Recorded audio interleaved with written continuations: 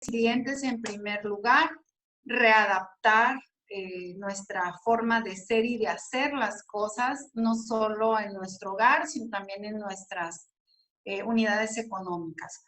Cierto era, había la necesidad de confinarnos, bueno, la obligación primero que nada de confinarnos, un confinamiento obligatorio, pero tras mes y medio de ese confinamiento se dio la necesidad de reaperturar, porque tenía que subsistir la empresa, sobre todo la micro, mediana y pequeña empresa, principalmente porque pues son empresas que generan empleos y esos trabajadores pues no se pretendía fueran despedidos. Sin embargo, se tenían que suspender sus actividades aun y cuando fueran con goce de sueldo. La verdad, ahí se estaba un poco lastimando la economía de las empresas. Pese a eso, sobresalieron. Son muy pocas las empresas, me atrevería a decir, es muy, muy bajo el indicador de las empresas, cuando menos aquí en la región, que cerraron. Se están tambaleando, sí, sí, las vemos muy endebles, pero ahí están. ¿No? Es más la fuerza de voluntad del empresario para sostener la economía regional. Y yo me supongo, me atrevería a pensar, por lo que he escuchado en los testimonios de los empresarios en este congreso, me atrevería a considerar que es a nivel nacional. La misma actuación del micro, pequeño y mediano empresario, y a lo mejor del grande también. Adelante, si me ayuda.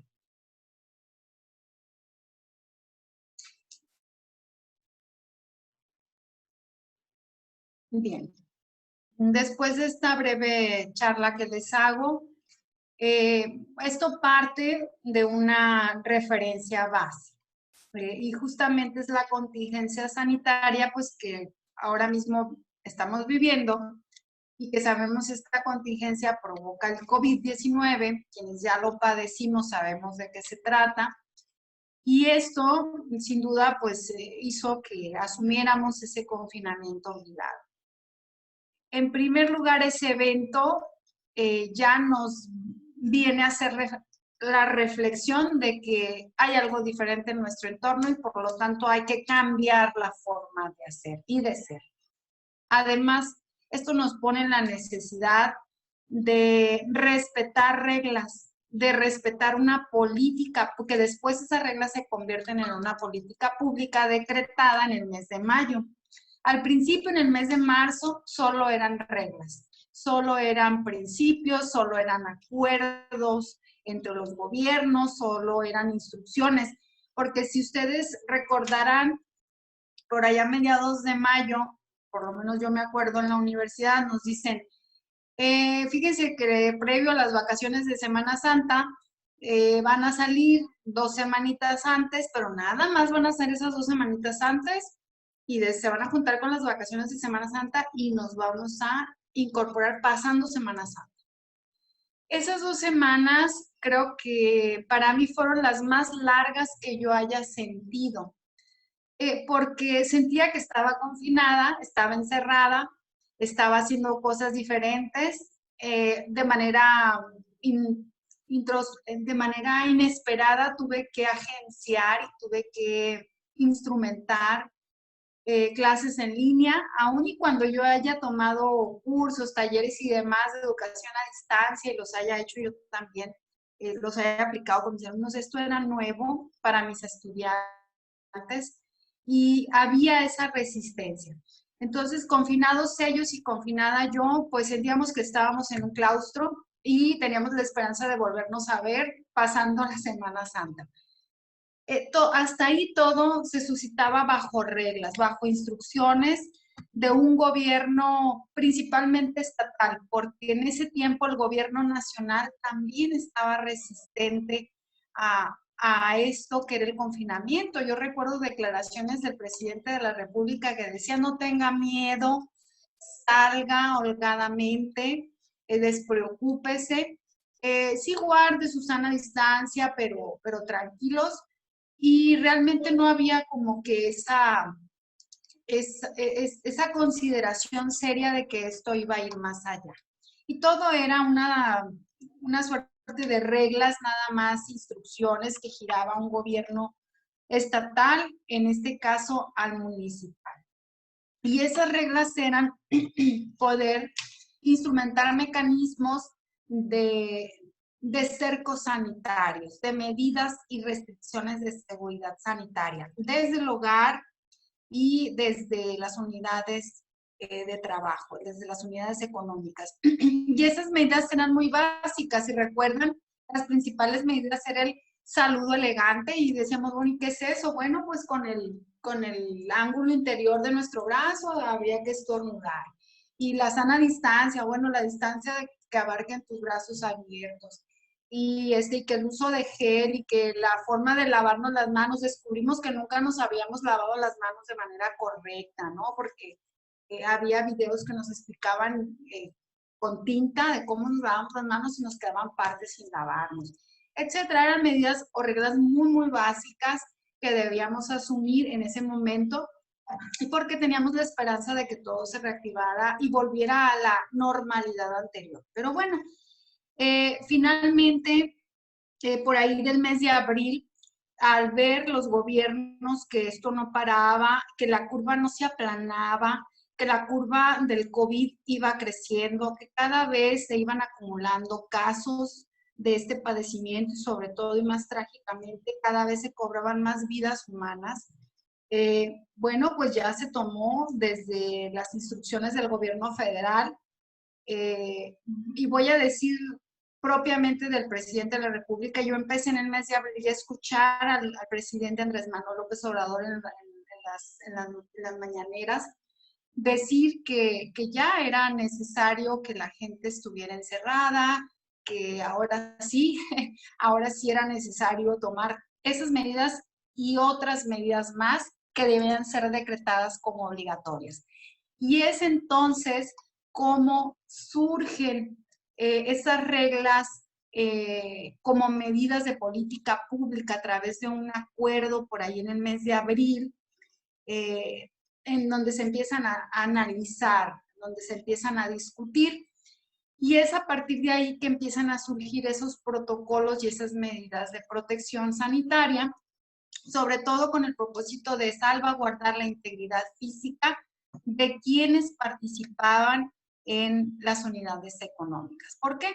¿Por qué se tuvo que instrumentar eso? Bueno, hubo una fuerte presión de los organismos empresariales ante la necesidad de la reapertura. Al estar cerradas las empresas, se entendía que en un muy corto plazo las empresas iban a desaparecer. Y en ese ánimo, el gobierno no tuvo más que decir, ok, van a abrir, pero lo van a hacer de manera escalonada, de manera paulatina, estratificando actividades, dimensionando medidas y restricciones de seguridad y protección sanitaria, y va a ser bajo estas reglas. Y es así, si me ayudan adelante, como surge el acuerdo legal bajo el cual se determinan esas medidas. ¿Me ayudan con una lámina más?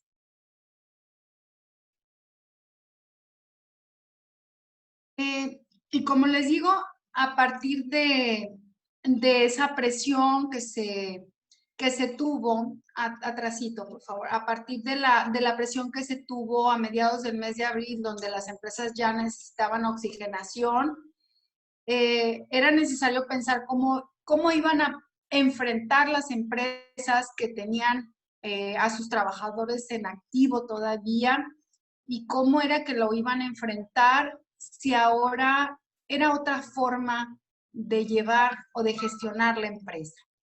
Es así como el gobierno de México dio a conocer esas acciones para la continuidad y la reapertura ordenada de manera gradual, cautelosa y con la finalidad de continuar eh, protegiendo la salud y la integridad de las personas, pero también con el propósito de reaperturar económicamente a las empresas. Y bueno, para así llegar a esta nueva, y ahora ya no es nueva, ya la hemos normalizado. Esta normalidad ya es vieja, ya para nosotros es cotidiano. Siento yo que hemos normalizado la pandemia. En ese momento, en el mes de abril, se hablaba de una nueva normalidad. Esa nueva normalidad que pues vino a ser ajustada con una base legal y soportada desde un sistema de alerta sanitario. Nos metió a las empresas en la dinámica de estar rankeando el semáforo de alerta sanitaria. Es una analogía de cuando un enfermo de diabetes tiene que consultar su glucosa 2 veces al día, hacíamos lo mismo. Las empresas teníamos que consultar ese parámetro del sistema de alerta sanitaria para poder saber o para poder definir si teníamos condiciones de la reapertura. Teníamos que manejar una bitácora, cómo se comportaba el sistema de alerta sanitaria. Sabíamos y veíamos que eso era semanal, lógicamente. Sabíamos, les digo, que no pasábamos era de naranja tenue y naranja fuerte y atravesábamos el rojo y decíamos, aunque seamos actividad esencial, debemos mantener cerrado y debemos tener confinados a nuestros trabajadores y debemos aplicar el home office y debemos vender en línea y debemos de vender de otra manera y debemos impedir que entren nuestros clientes a nuestra empresa como lo hacían anteriormente. Entonces, empezar a reajustar todas esas acciones significó implementar un protocolo. Y un protocolo es esto, una serie de medidas ordenadas que se tienen que llevar a cabo con base a estrategias y desde luego con base a acciones. Y es así pues como nuestro gobierno determina ese protocolo en un acuerdo. Adelante, por favor. En un acuerdo de, primero y antes que nada, definir las etapas en las que nos encontrábamos.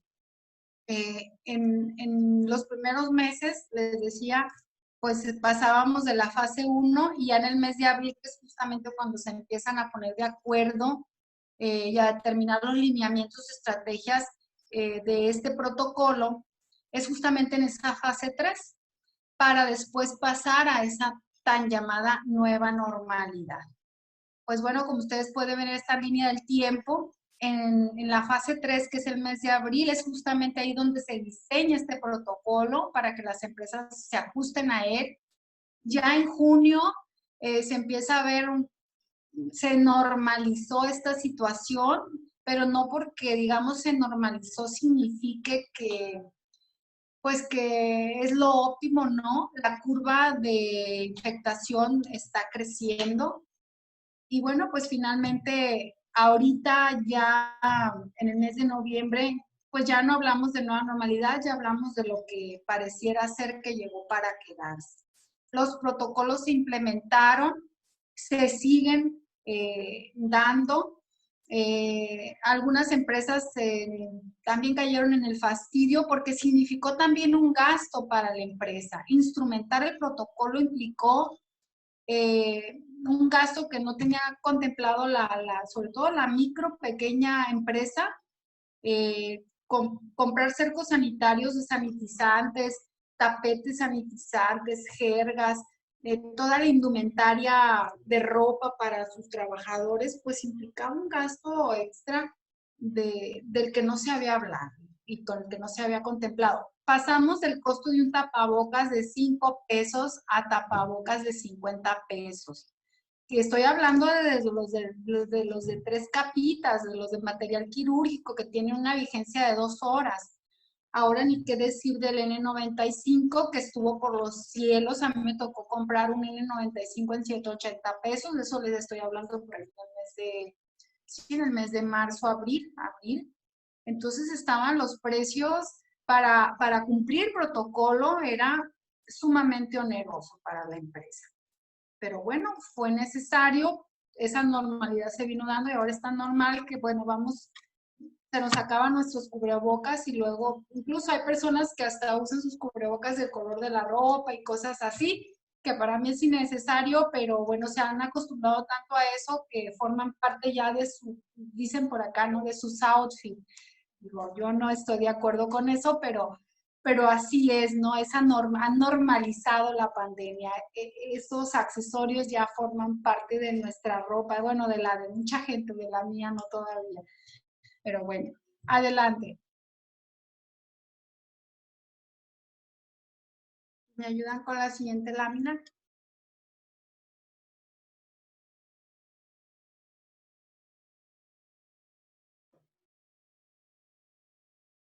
Bien. Ya aquí les voy a platicar un poquito de cómo en la primera etapa, ya con el acuerdo legal, porque el acuerdo legal se formalizó legalmente como una política pública a partir de mediados de mayo y se empezó su aplicación el 18 de mayo para los municipios de La Esperanza, así la denominó nuestro presidente de la República. Esos municipios de La Esperanza se atribuía que no tenían contagios reportados por COVID, ni vecindad, ¿no? Ni vecinos a quien contagiar. Pues bien, en esas localidades se autorizó la apertura de todas las actividades laborales, sociales y económicas. Ya en la segunda etapa, que fue del 18 de mayo al 31 de mayo, esta consistió en la preparación para la reapertura de todas las empresas y esta consistió por una parte, definir las actividades que eran esenciales y separar las que no lo eran. O sea, sí lo marca muy claramente el Diario Oficial de la Federación, cuáles son las actividades esenciales, eran únicamente las que podían aperturar. Las no esenciales se tenían que esperar y créanme que todavía seguimos esperando. Entre esas está, fíjense, la educativa es no esencial, pero bueno, había mucho que discutir al respecto. Pues bien, en esa segunda etapa, esas empresas que eran consideradas como esenciales para incluir las actividades de la industria de la construcción, la minería y la referente a la fabricación de equipos de transporte. Estas actividades que no son de primera necesidad, finalmente algunas son del área o del sector industrial, fueron reaperturadas también, existe la evidencia por una fuerte presión política. Y se autorizaron y ahí están abiertas, aun y cuando se entiende no sean esenciales. Se incluyeron esos sectores en ese acuerdo, en ese acuerdo que contempla esos lineamientos técnicos de seguridad sanitaria, sobre todo en el entorno laboral. Y es así que en esa etapa se establece que esos sectores, los antes mencionados, y también las actividades esenciales, validaran esos protocolos, los instrumentaran. Esos protocolos debían ser, desde luego, aprobados por el Instituto Mexicano de Seguro Social. Y con esto pudieran esas actividades, más bien esos sectores de la construcción, de la minería y la fabricación de equipos de transporte, aperturar a partir del 1 de junio. Dicho de otra manera, esos sectores se convirtieron en esenciales, o más bien se ajustaron a la modalidad de actividad esencial a partir del 1 de junio. Y es a partir de ese momento que reaperturaron igual que cualquier empresa que desarrolla una actividad esencial. Adelante.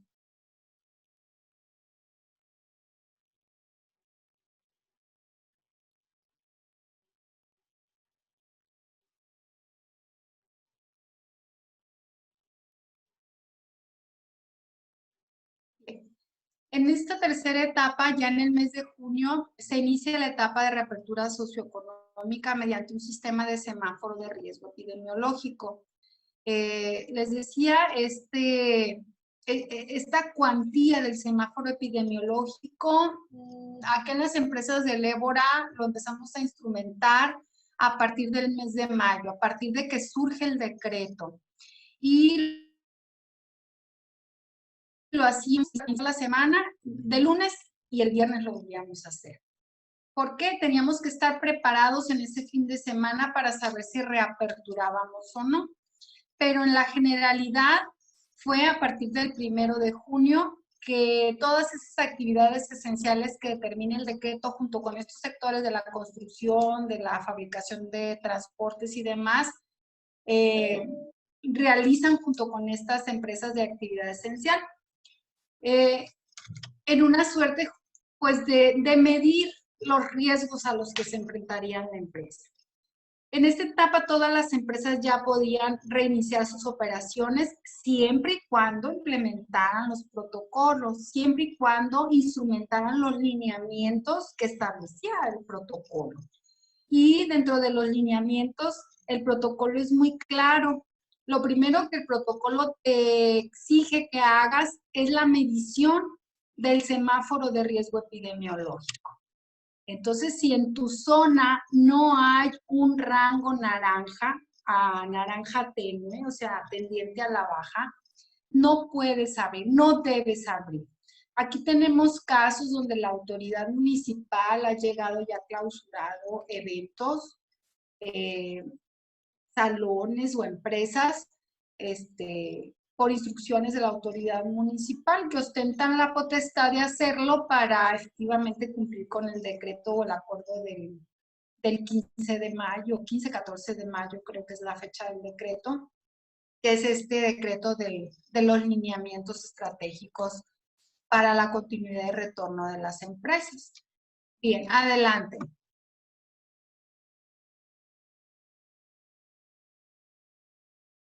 Bien, una vez ya que les he hablado un poco de esta historia de cómo era que debían las empresas regresar a la reapertura formal de su vida comercial y de servicios, pues la autoridad nos dice, tienes que demostrar que has aplicado el protocolo. Y demostrarlo no solo significa implementar las medidas de seguridad sanitaria, sino aparte remitir tu protocolo al Instituto Mexicano del Seguro Social y al gobierno del estado para efectos de que justamente demuestres con evidencia gráfica y documental que estás cumpliendo con el protocolo. El protocolo tiene una estructura. Esa estructura pues son un conjunto de indicadores. Quienes hemos estado en las instituciones de educación superior y quienes formamos parte de programas educativos sabemos que nuestros programas se evalúan. Esa evaluación que hacen organismos externos vienen a evaluar una serie de indicadores de diversas categorías. Capacidad académica, calidad académica, infraestructura, servicio, etc. Son varias categorías. En cada categoría hay una serie de puntos o indicadores que hay que verificar si se cumple o no. Una medida básica es saber, por decir, y es un ejemplo burdo si quieren, pero es real, es saber si en la facultad que se va a evaluar tal programa educativo hay extintores y si esos extintores están rellenados con la sustancia que lleva adentro y si es actual y si la etiqueta marca no sé qué cosa, si se cumple o no. Si se cumple, se toma el checklist como positivo, se le toma la foto de cumplimiento y se cumple con ese indicador de esa categoría. Nada más un ejemplo. Algo similar sucede con el protocolo de seguridad sanitaria.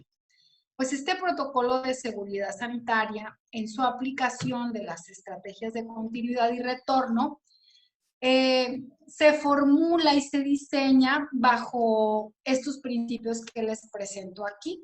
Estos principios pues son necesarios para una correcta toma de decisiones de si abrir o no abrir, porque estaban las empresas en esa disyuntiva. ¿Qué preferían? Si abrían, se corría un alto riesgo de contagio y posiblemente de muerte. Pero si no abrían, se corría un alto riesgo de muerte de la empresa. Entonces, estaban en esa disyuntiva. ¿Qué elegir? Pues no sabían. Entonces, a una decisión se tenía que tomar. Entonces, se tomaron en cuenta esos principios rectores. Primero que nada, debiesen abrir siempre y cuando sus acciones garantizaran la salvaguarda y la salud y protección de las personas que formaban parte de la empresa. ¿Por qué? Porque se hacía bajo el principio de privilegiar la salud y la vida. Si había un elemento en su actuación que pusiera en riesgo la integridad física de trabajadores, clientes y proveedores o cualquier persona interesada a la empresa, con ese solo hecho se podía dar para cerrarse o para no aperturar. Otro de los principios era el principio de solidaridad y no discriminación, que significaba que habría que ser solidarios con los empleados, con los trabajadores, sin distingo alguno de su nivel educativo, de su origen, de su raza, de su género, etcétera. Y esto era necesario para alcanzar la reactivación. ¿Qué significaba esa parte de ser solidarios? Bueno, ahorita lo voy a explicar también más adelante, pero implicaba separar o categorizar a nuestros trabajadores. Primero que nada, tendríamos que identificar a todos los trabajadores que tuvieran comprometida su salud. ¿Y qué significaba eso? Primero, identificar qué edad tendrían nuestros trabajadores. Si eran trabajadores en una edad avanzada, identificar si tenían problemas de diabetes, de hipertensión o de algún padecimiento degenerativo. Eran los primeros de la lista con los que habría que solidarizarnos. Y eso significaba que había que rescindirlos, pero se les tenía que seguir pagando. ¿Qué quiere decir? Que esos empleados tuvieron que ser mandados a su casa y que desde allá pudieran resolver lo que se pudiera. Había actividades que lo permitían, pero por ejemplo, en el caso de un hospital, donde nuestras enfermeras de esa edad y con esas características de salud solo pueden desempeñarse acá, y fue complicado instrumentar el home office. Había veces que sí, a ver, por favor, Lupita, dígame cómo canalizo a este paciente, ya sabrá, ¿no? O cómo puedo colaborar en la instrumentación de una cirugía, es decir, basando en de los instrumentos quirúrgicos, porque no puedes hacer más. No somos competencia para eso cuando no teníamos gente pues que entrara en acción en el área de la salud. Sí tuvimos esas contingencias y esas experiencias y tuvimos que meternos a capacitar y tuvimos que meternos a certificarnos de manera muy rápida, casi express, para poder apoyar a esas actividades.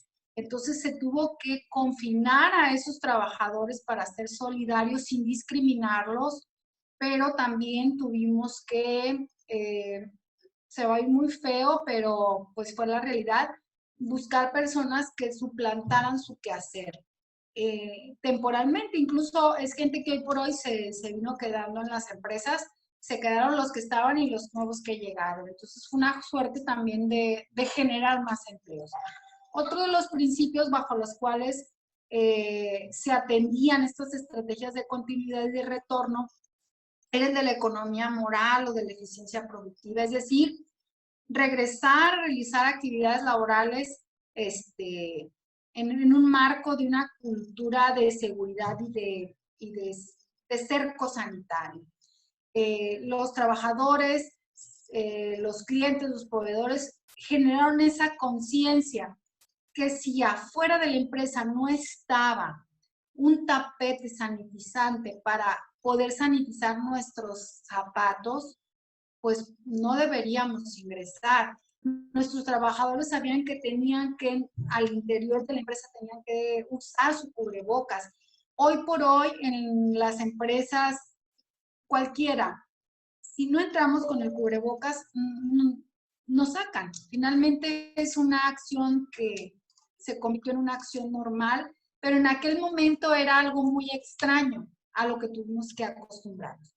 Otro de los principios, pues, fue la responsabilidad compartida público-privada, en donde el gobierno, pues, tenía que solidarizarse con las empresas. No fue mucha la solidaridad. La experiencia que nosotros tenemos acá en Sinaloa es que no a todas las empresas se les dio un kit muy pequeño con un paquete de 100 cubrebocas y unas 5 máscaras para sus empleados, en el supuesto que esas empresas tuvieran cuando mucho 5 empleados.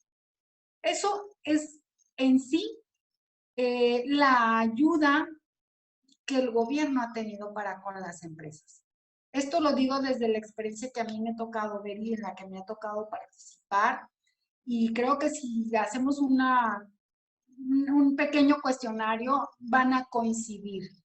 Ya lo decían los panelistas del Congreso Nacional, el gobierno no ha dado absolutamente ningún apoyo para la MIPYME, para la reactivación. Finalmente son quienes tienen sostenida la economía y finalmente las estrategias para la reapertura han sido promovidas para cumplir con una política pública del gobierno, desde luego, pero también para solidarizarse en este ambiente de pandemia. ¿Por qué? Porque finalmente era una responsabilidad que se compartía. Ya sin distingos de entre lo público y lo privado, era una responsabilidad que nos tocaba hacer a todos. Y eso lo asumieron los empresarios como lo han asumido finalmente. Y pues el gobierno, ¿qué ha hecho? Pues ha priorizado sus recursos, pienso que para canalizarlos ahora que está ya la vacuna y que me atrevería a suponer que no es una inversión minúscula.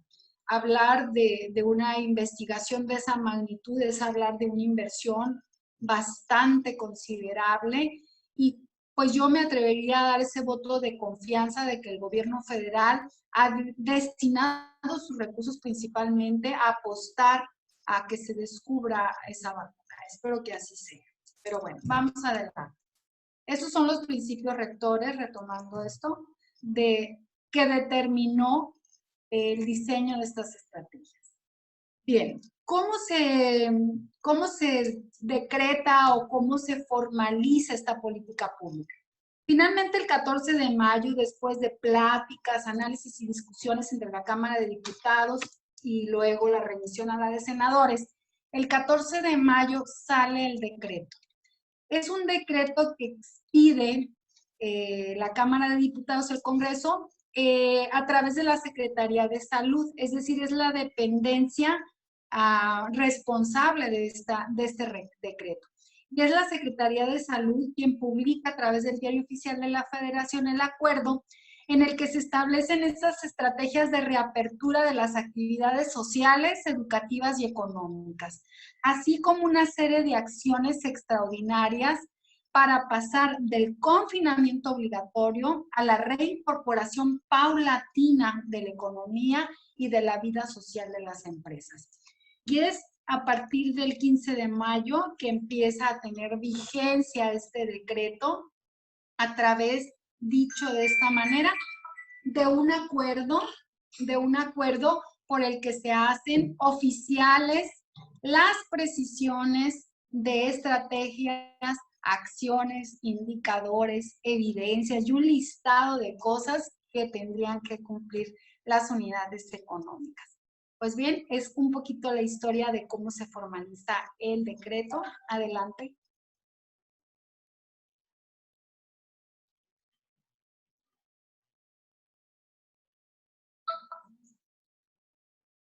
Adelante.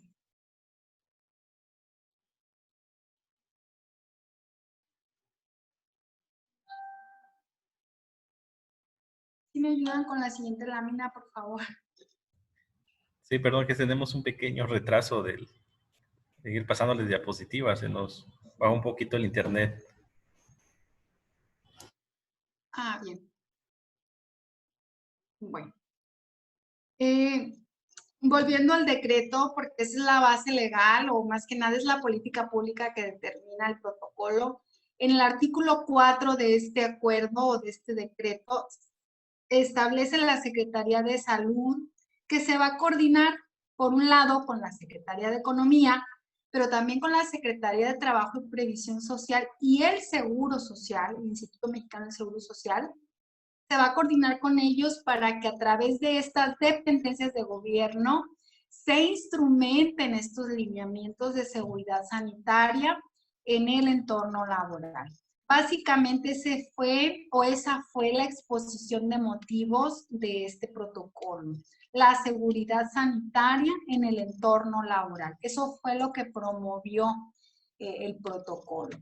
Y bueno, quienes debían implementarlo, instrumentarlo y en su defecto sancionarlo, si no se cumplía, eran por un lado la Secretaría de Economía y por otro, el Seguro Social, concretamente. Y así es como pues todas las empresas, algunas ante el temor de ser sancionadas, pues tuvieron que implementar el protocolo, otras no, otras eran más conscientes y se solidarizaban con la pandemia, ahora que sí más que con el gobierno, se solidarizaban con hacer acciones positivas para mitigar esto que a todos nos estaba pegando, y pues sin más se echaron a andar el protocolo. Ya cuando llegaban a inspeccionarlas, algunas, no todas, veían ya las medidas de cumplimiento y simplemente la autoridad sancionatoria o vigilante, pues no, la fiscalizadora pues no hacía nada más verificaba que ciertamente se cumplían esas medidas. Adelante.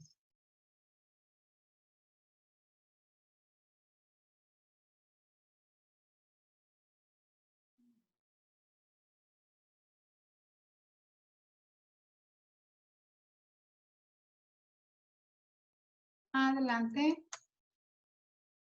Si se te hace más fácil y me das este privilegio para compartir, yo puedo compartir mi presentación, ¿eh? Bueno. Sí, creo que así lo vamos a manejar. Perdón, doctora. Sí. Podría compartir en su pantalla y nosotros lo. Sí, ¿Sí? Es que tenemos un claro, problema con el internet, una falla técnica y aún no podemos resolverlo. Se nos atrasa unos segundos en ir pasando las diapositivas.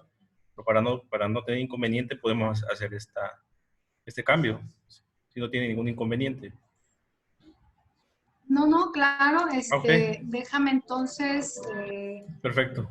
Déjame abrir mi taller y dame el privilegio acá, por favor, me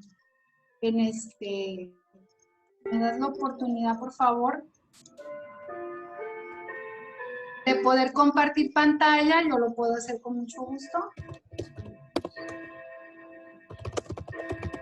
O se lo remito a la doctora Ina, como ya me lo había sugerido. También se lo puedo... ¿Sí? Sí. Ok. Envíemelo, por favor. Sí, claro. Si te olvidas cerrar tu micrófono, mamá. No.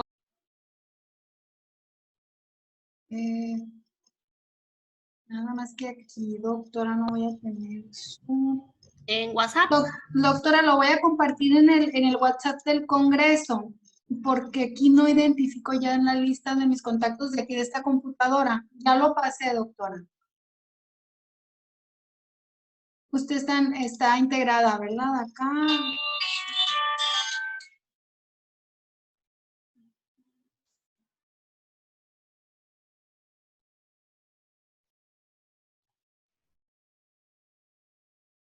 ¿Sí le llegó, doctora Aina? Lo estoy descargando. Ah, bien. Sí, gracias. Sí, ya llegó. Ah, bien.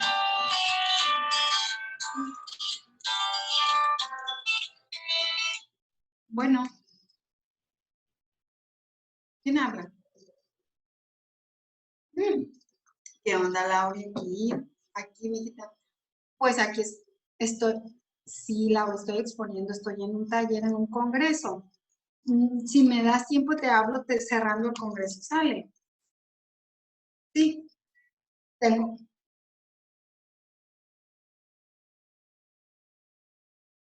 Ah, sí.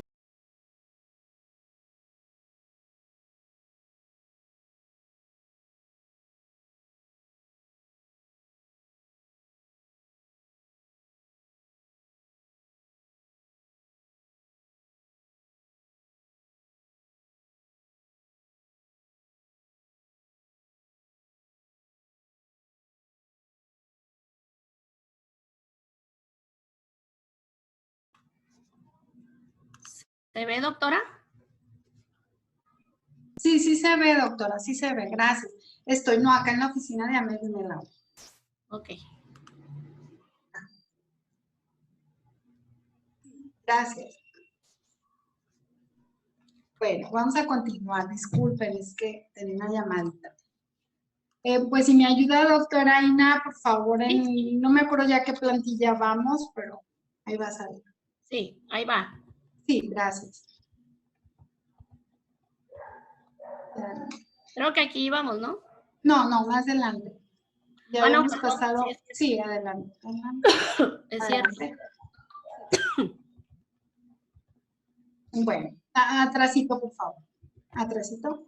No, más atrás, atrás, atrás, atrás. Ok, aquí. Bien. Pues ya les decía, es a partir de este capítulo 4 que pues surge lo que habría que hacer, y el diario oficial de la Federación es muy claro al establecer la estrategia para la reapertura de actividades sociales, educativas y económicas. Y bueno, eso implicó que todas las unidades económicas deberían de hacer una autoevaluación primero del protocolo de seguridad sanitaria, porque había que demostrarle justamente a la autoridad, en este caso al Seguro Social, al Instituto Mexicano del Seguro Social, que se estaba cumpliendo con estas medidas. Algunas empresas decidieron, porque tuvieron esa oportunidad, de que al hacer la autoevaluación podían hacerse acreedoras a un distintivo, que era un distintivo que las acreditaba como una empresa socialmente responsable, aunque no se dijera que era RCE, pero sí socialmente responsable en cuanto a la aplicación de las medidas y la estrategia para la reapertura económica y comercial. Entonces, aprovecharon muchas empresas de autoevaluarse y de postear su protocolo con todas las evidencias a las dependencias de gobierno que evaluaban este instrumento, y en consecuencia algunas empresas obtuvieron este distintivo. Obtener este distintivo es un reconocimiento que se hace social a la empresa, que de alguna manera la empresa pues usa en sus planes de mercadotecnia, en una suerte de atraer a los clientes con la seguridad de que es una empresa que toma las medidas de seguridad y de sanidad. Y bien, pues, ¿qué habría que hacer para esa autoevaluación? Lo primero que había que hacer era leer el acuerdo, y el acuerdo nos remitía como empresarias a una página. Esa página era la www.go.mx/nueva normalidad. En esa página se puede identificar los formatos de protocolos que cada empresa, según su característica, debe de cumplir. Adelante. Perdón. Ustedes ahí pueden ver la interfase de esa página. Si ustedes observan en la primera parte, que es el registro para la autoevaluación del protocolo de seguridad sanitaria de las empresas, lo primero que ven es un aviso acerca de las dudas que posiblemente tenga la empresa, bueno, no la empresa, quienes integran la empresa, para efectos de instrumentar el protocolo. Y ahí prácticamente nos dice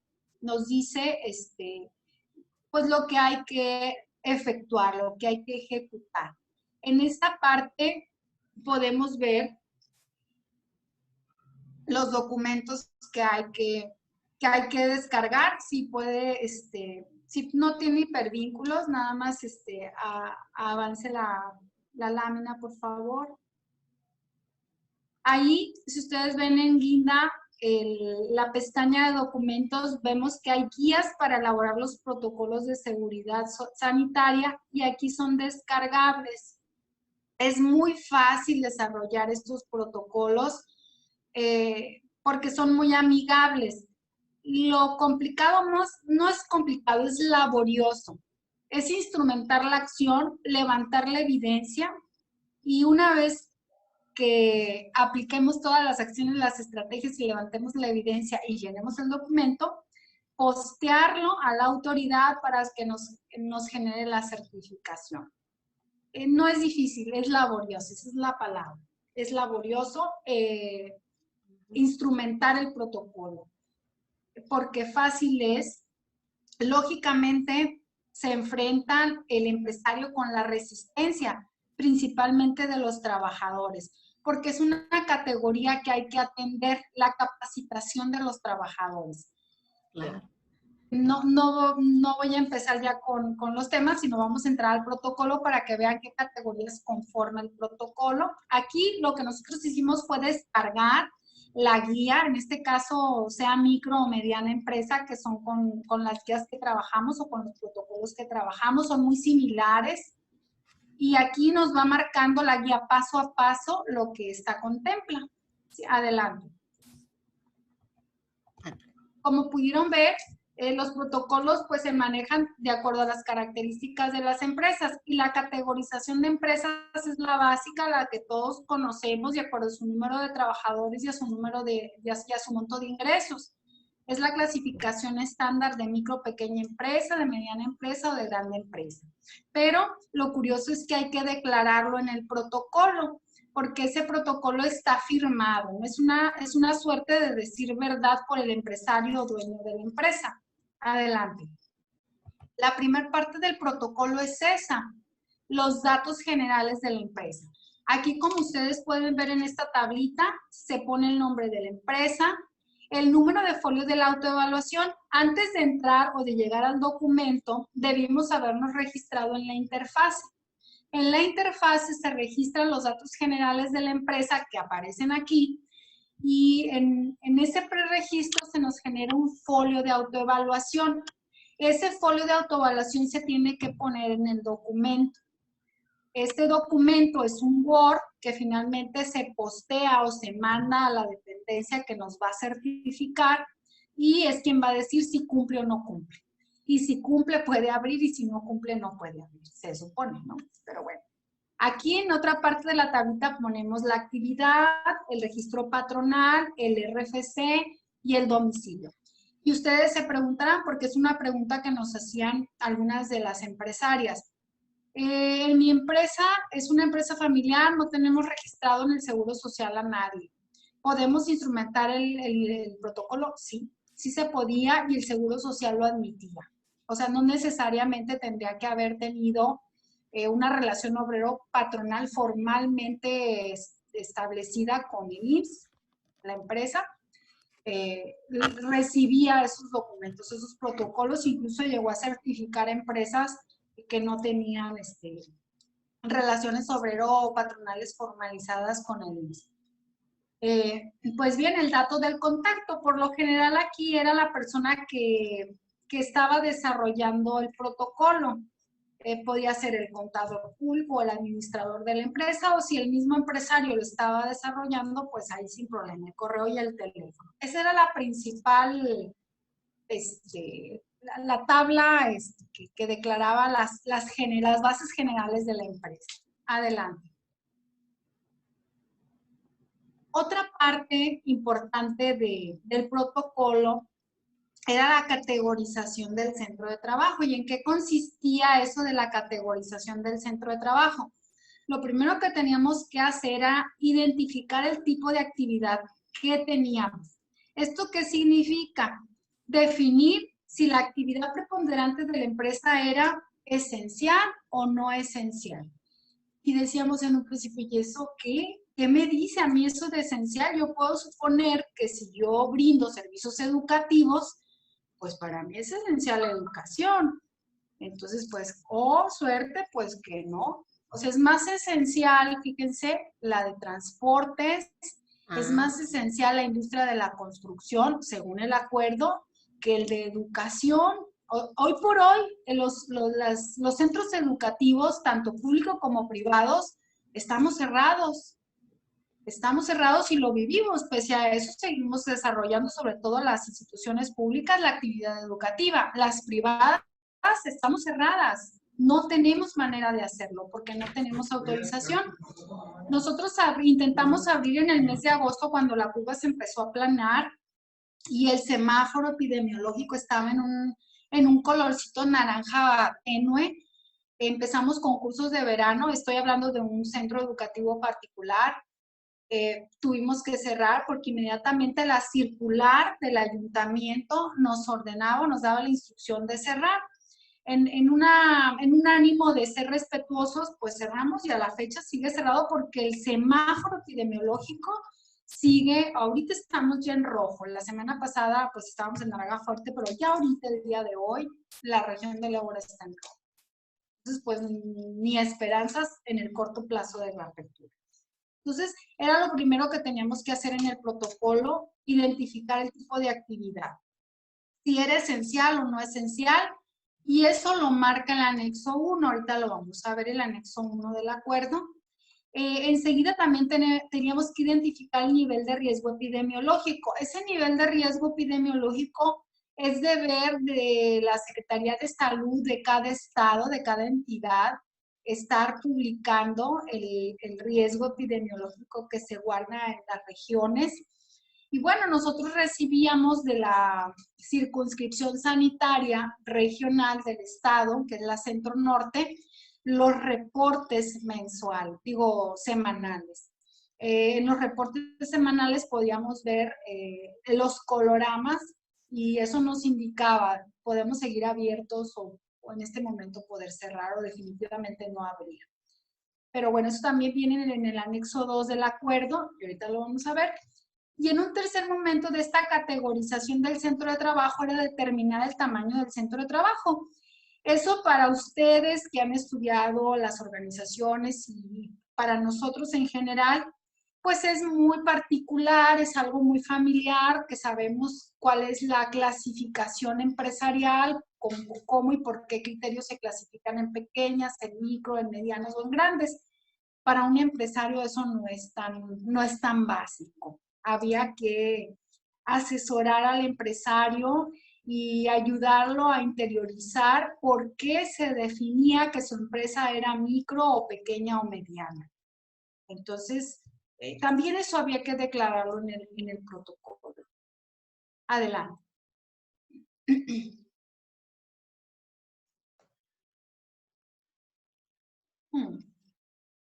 Por ejemplo, para clasificar las actividades esenciales, aquí ustedes ven la primera parte de la tablita.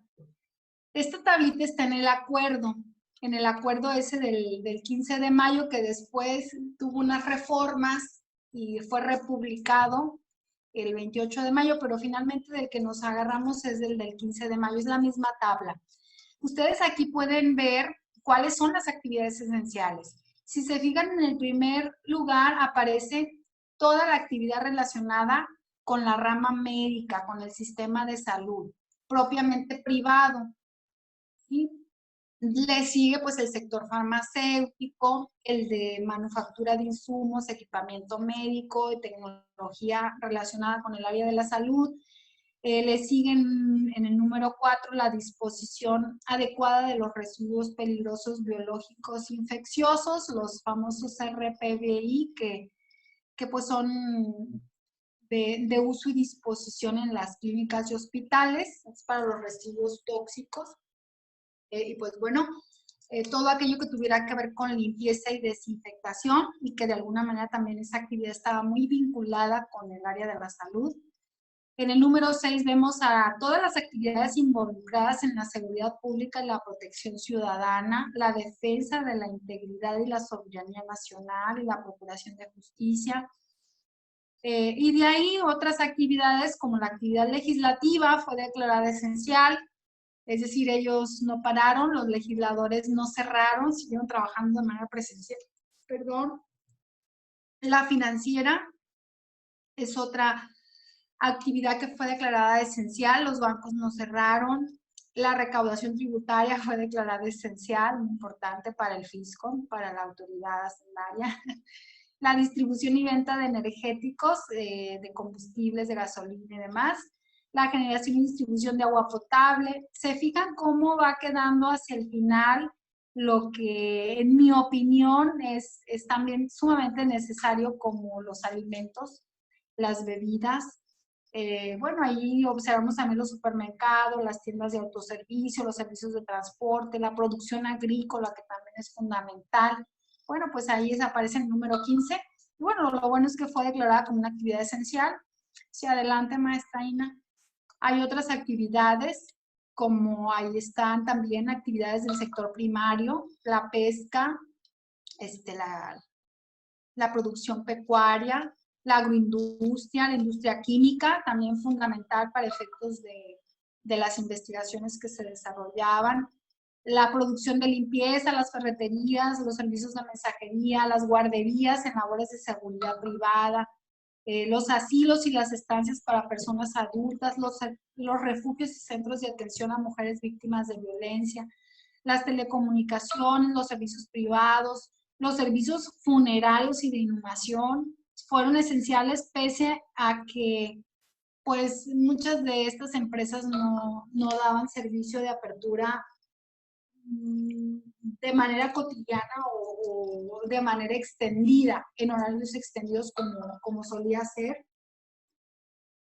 Y bueno, también otras actividades de almacenamiento y cadena de frío de insumos esenciales, propiamente de alimentos.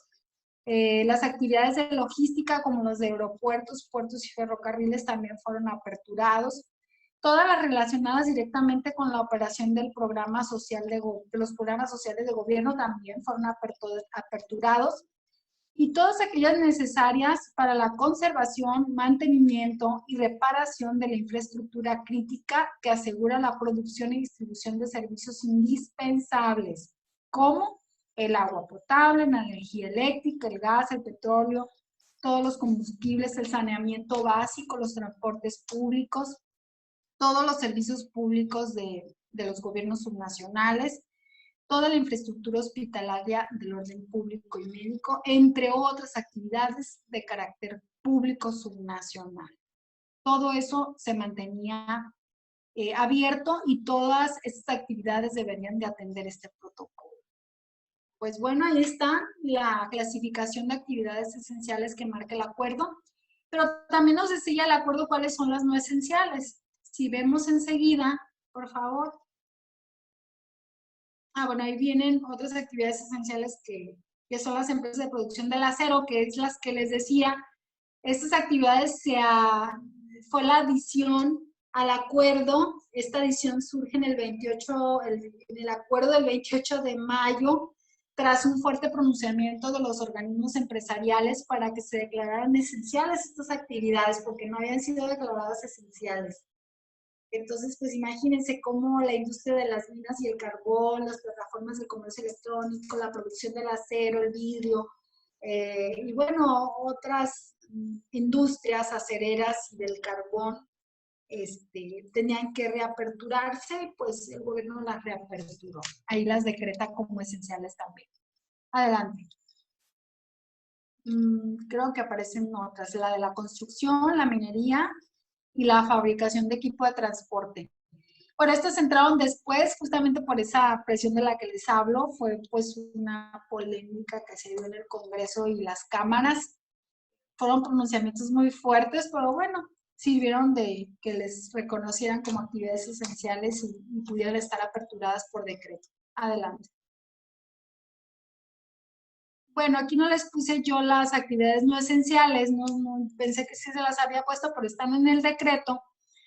Aquí lo curioso es que la educación aparece como una actividad no esencial, que era la que a mí más me llamaba la atención, porque en el supuesto de que la educación es fundamental, pues esta debería de ser reaperturada. Bueno, entendimos que sí es esencial para efectos de desarrollarla, pero no para efectos de reaperturarla, porque se le atribuye un alto índice de contagio. Entonces, por eso que se asumió con ese criterio que pues toda organización dedicada a las actividades educativas pues se mantenía cerrada. Bien. Ahora, dentro de la categorización del centro de trabajo, ¿cómo debíamos hacerle para identificar el nivel de riesgo epidemiológico? Bueno, pues eso está contemplado en el anexo 2 del acuerdo, eso está publicado en el Diario Oficial de la Federación. Y bueno, esto significa que el centro de trabajo deberá identificar el nivel de riesgo establecido para el municipio o población en la cual se encuentre ubicada la empresa, y esto de conformidad con el sistema de alerta sanitaria. Pues bien, ese sistema de alerta sanitaria consiste en un semáforo de aplicación regional que permite comunicar la magnitud de la transmisión del COVID, la demanda de servicios de salud asociada a la transmisión y al riesgo de contagio relacionada con la continuidad o la reapertura de las actividades en cada región, en cada municipio. Es así que el semáforo pues, se actualiza de manera semanal, consta de 4 niveles de alerta. El rojo, que es la alerta máxima, ahorita desafortunadamente la región del Ébora, en donde yo estoy ahora, está en alerta máxima. Y bueno, la alerta naranja, que también es alta, la amarilla, que es intermedia, y pues la deseable, que es la verde, que pues se presume regresar a la cotidianeidad, que ahora ya no es la normalidad para nosotros, era lo que antes teníamos y sería lo deseable. Pero bueno, no vemos y no sabemos para cuándo todavía podamos llegar a eso. Y bueno, eso nos indica el semáforo de aplicación regional. En municipios tan pequeños como en el que yo vivo, es muy fácil identificar cuándo están saturadas las clínicas, cuándo no hay camas ya para un solo paciente, cuando el sistema del sector salud público remite a los privados por orden prescrita de una autoridad pública la atención de un paciente con duda de padecimiento COVID. O sea, si es declarado COVID, no debe, si la clínica privada es declarada no COVID, no tiene por qué atenderle. Pero si está en duda, es responsabilidad la atención. Por lo general, nos tocó el caso aquí en la clínica de que llegó una paciente para una operación de vesícula, y esta pacientita nunca dijo que traía problemas de COVID. Pero para su suerte, quienes la iban a intervenir eran médicos que trabajaban en el sistema de salud pública. Es muy fácil reconocerse. Y los médicos al verla, le dicen, oye, si a ti te acaban de detectar COVID, estuviste en la clínica del hospital del IMSS y yo no te voy a operar. Y fue entonces como desde una clínica privada, que es en la que me toca estar, que se le pide la evidencia de la prueba en ese momento para poder ser intervenida. Y pues no le quedó más a esta chica que decir que efectivamente había tenido COVID previamente, pero todavía estaba con ese padecimiento. Y bueno, pues simplemente se le dijo que no se le podía atender porque se ponía en riesgo a todo el personal de la clínica, a todo el personal médico y de enfermería y al personal administrativo. Entonces, pues ahí sí, pues con todo el derecho, la administración del hospital, pues le dijo, lo sentimos, espérate, ya que pase y que demuestres que no tienes COVID, te podemos operar. Pero bueno, así fue que la clínica o una empresa privada dedicada a la salud puede definir sí o no la atención. Pero bueno, volviendo a esto de los niveles de riesgo epidemiológico, es así como a veces detectamos, ¿no? El alerta máxima, recibiendo esos reportes de que las clínicas están saturadas, pero principalmente por el colorama que emite la circunscripción regional de salud. Eso es lo fundamental. Adelante. Bueno, aquí nada más viene, esto también viene descrito en el acuerdo, en la política pública, que es eso, el acuerdo. Si ustedes se fijan, la descripción de la alerta máxima prescribe una serie de medidas. Dentro de estas medidas, la principal es que se tiene que observar la activación de los protocolos para favorecer el trabajo en casa. Es decir, home office inmediatamente. Hay actividades que no se pueden suplantar con el home office. No se pueden desarrollar desde allá. Lo hemos intentado. Imagínense cómo aplicas un suero o una inyección desde home office. Es imposible. Al menos que la enfermera te vaya diciendo, búscale la venita y por ahí canaliza. Y es, no, hombre, no. Actividades como las nuestras, pues sí se han adaptado súper bien a esta actividad home office, pero pues otras no.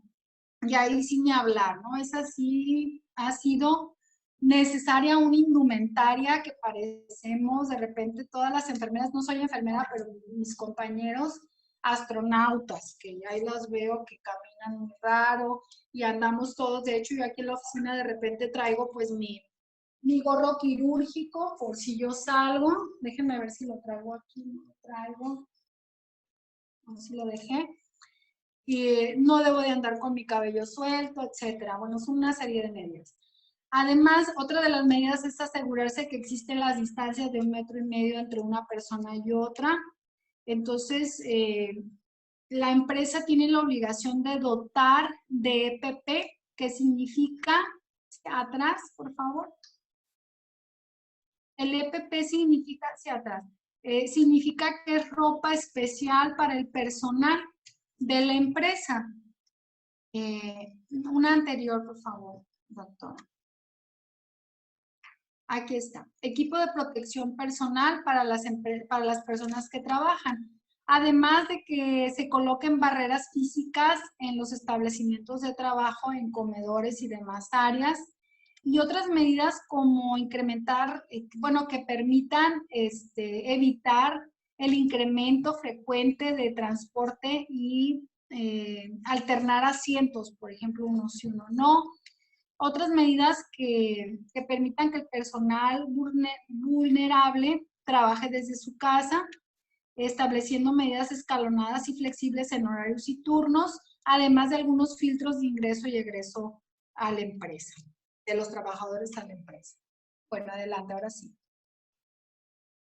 Ahora, respecto al nivel epidemiológico alto, las medidas cambian un poquito, pero casi son las mismas. Igual hay que activar el protocolo, hay que tener la presencia del 30% del personal nada más, hay que asegurar la distancia del 1,5 metros, hay que colocar barreras físicas de acceso al trabajo, hay que incrementar el uso frecuente del transporte, más que nada para entrega y recepción de insumos o de materia prima.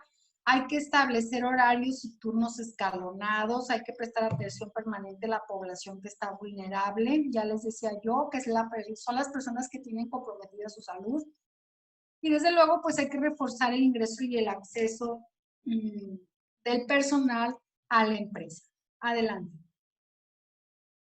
Dentro del nivel epidemiológico intermedio y cotidiano, aquí pues las actividades son acotadas en el espacio público y la actividad económica plena. Es decir, esto va a favorecer el trabajo también desde la casa, va a asegurar que exista la distancia igual de 1,5 metros entre persona y persona. También es necesario colocar esas barreras físicas en el trabajo, incrementar el transporte. Si antes venían nuestros clientes a adquirir su producto aquí en la empresa, no, ahora podemos decirle que se lo llevamos. Hay que prestar atención a la población vulnerable igual y hay que mantener los ingresos de acceso al establecimiento. Y en el caso del nivel epidemiológico cotidiano, pues ahí sí hay que reanudar las actividades en presencia de todo el personal de trabajo, implementando todas las medidas de seguridad sanitaria y prestando atención, claro, a todas las personas vulnerables, que son las personas mayores de 65 años y pues cualquier persona que sea declarada con algún padecimiento crónico degenerativo. Debido a que la autoridad determina semanalmente el nivel de alerta, los centros de trabajo deben tener planes para cumplir esas recomendaciones que de alguna manera les permite prestar especial atención al semáforo con el fin de implementar pues oportunamente sus planes de contención y riesgo más que nada. Bien. Dentro de esta primera etapa de categorización del centro de trabajo también hay que determinar el tamaño de la empresa y eso es muy básico. Eso se contempla en el anexo 3, es la clasificación que usa la Secretaría de Economía y eso significa que los centros de trabajo tendrán que identificar su tamaño y tendrán que declararlo en el protocolo. Como podemos ver, si le dan enseguida, doctora Ina, ahí está la tablita de clasificación en donde para efecto de las micro entran todos los sectores de la economía de hasta 10 trabajadores. Y se considerarán como pequeñas empresas aquellas dedicadas al comercio de entre 11 y 30 trabajadores y aquellas de la industria y los servicios también con un rango de 11 a 50 trabajadores. Bueno, creo que esta tablita no es necesario que la explique, es muy familiar para todos nosotros, pero eso es declarar qué característica y qué clasificación tiene nuestra empresa dentro del protocolo. Adelante. Bien. Una vez que ya se categorizó el centro de trabajo bajo estos 3 rubros, hay que identificar las características internas de la empresa. Primero, hay que declarar qué número de empleados tenemos, qué edad tienen, sus generales, nombre, edad, CURP, todo lo que identifique si es un trabajador en situación de vulnerabilidad por su edad o por su nivel de riesgo de contagio. Es decir, si ese personal está en un área de alto contagio, hay que declararlo. Y si ese personal tiene una edad arriba de los 65 años o tiene una enfermedad crónico-degenerativa que comprometa su salud, pues también hay que declararlo en esta etapa, en este punto de identificar las características internas del centro de trabajo. Además, otro de los puntos que hay que declarar en el protocolo es el personal que se tiene a cargo, cuidado de menores de edad, de personas adultas, de personas en situación de vulnerabilidad. Este es el caso de las empresas como las guarderías, las estancias de adultos mayores, los hospitales, incluso si hay restaurantes que den servicio y atención a este tipo de personas, pues también tienen que declararlo. Si ustedes recordarán, hay empresas que restringen el ingreso de niños o de adultos mayores. En las tiendas de autoservicio, yo recuerdo acá en las tiendas de las casas Ley, acá en Sinaloa, los paqueteros a cierta hora eran niños y a cierta hora eran adultos mayores. De repente ni niños ni adultos mayores los confinaron. Entonces, eso también se tiene que declarar. Si es que van a seguir manteniendo ese personal, aunque esté confinado, se tiene que declarar. Además, en el punto 4.3 hay que describir las áreas o departamentos con los que cuenta el centro de trabajo para determinar el nivel de riesgo del área o del departamento en el que va a estar laborando cierto trabajador. Adelante.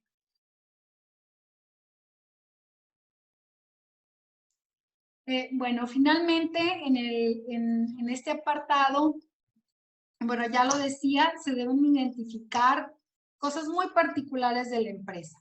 El personal en situación de vulnerabilidad, el personal que tiene a cargo menores de edad y personas adultas, las áreas y departamentos de alto riesgo. Y bueno, la correcta identificación de estas características va a permitir comunicar e implementar las medidas que contempla este protocolo, siempre y cuando pues se puedan considerarse espacios físicos y condiciones de vulnerabilidad para los trabajadores, es decir, que la empresa las reconozca. Si la empresa no reconoce que tiene este personal, si la empresa no reconoce que tiene áreas de alto riesgo, pues simplemente no va a implementar ninguna medida y va a dejar que solo fluya y siga todo como antes, y eso pues de alguna forma pone en más riesgo a su personal. Adelante. Bien. Esta es la primera etapa del protocolo. Ya en la segunda etapa del protocolo, ahora sí entramos al manejo e instrumentación de los lineamientos establecidos en el acuerdo, y estos lineamientos pues son ese conjunto de indicadores y estrategias con las que toda empresa debe cumplir para efectos de aperturar y retornar a la vida laboral. Veamos en la siguiente lámina, por favor, ¿cómo es que empezamos esta segunda parte? Bueno, esto ya es más textual, ahorita vamos a entrar en la parte más práctica.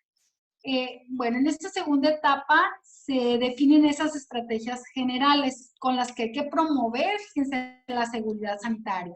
¿Qué significa eso? Pues que las empresas entran en una actividad de promoción de las principales acciones de cuidado y protección, que si las recordamos, hace rato las mencionaba, es el cuidar el saludo elegante, la sana distancia, el estornudo, ya les decía, elegante, es el lavado de manos permanente y el uso de gel antibacterial.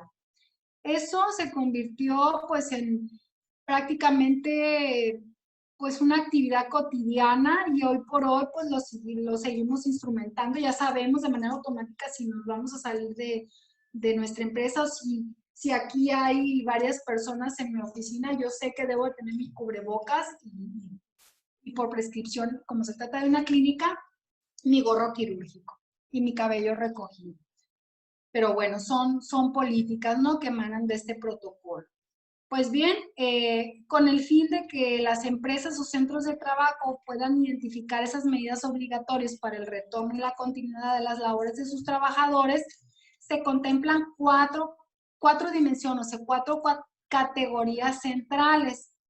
En estas 4 categorías centrales se prescriben 51 indicadores. Esos 51 indicadores son estrategias o acciones que cada empresa tiene que hacer y demostrar con evidencia fotográfica o documental de que se ha cumplido esa acción. Y bueno, algunas empresas no instrumentaban ni siquiera listas de checklist para definir que se lleva el control en el manejo de los dispensadores de gel antibacterial. Pues no lo hacían, pues eso se convirtió en algo normal. ¿Por qué? Porque se prescribe en el protocolo. Ahorita lo vamos a ver. Adelante.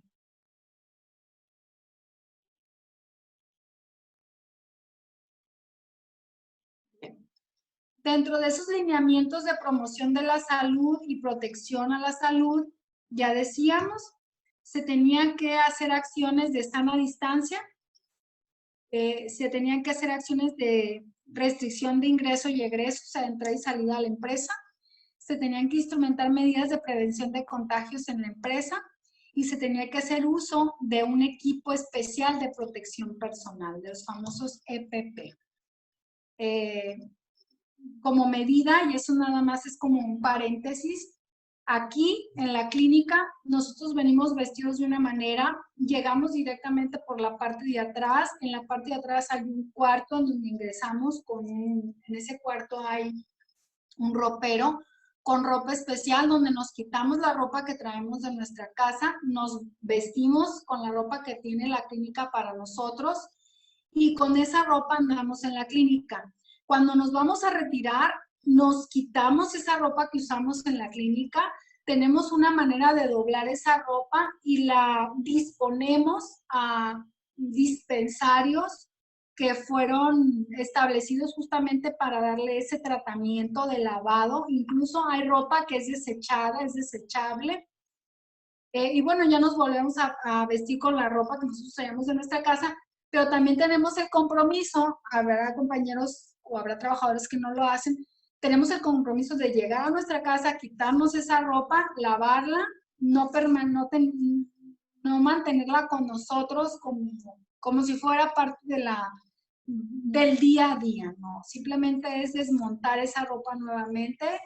¿Por qué? Porque se presume que el bicho pues está principalmente en los medios dedicados a la salud. Y esta es una empresa hospitalaria, pues por eso es que hacemos todo ese protocolo, ¿no? De vestirse, desvestirse y bueno, aportar ese EPP, ¿no?, dentro de la empresa.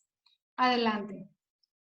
Bueno, híjole, esto es muy denso leerlo, volvemos a lo mismo.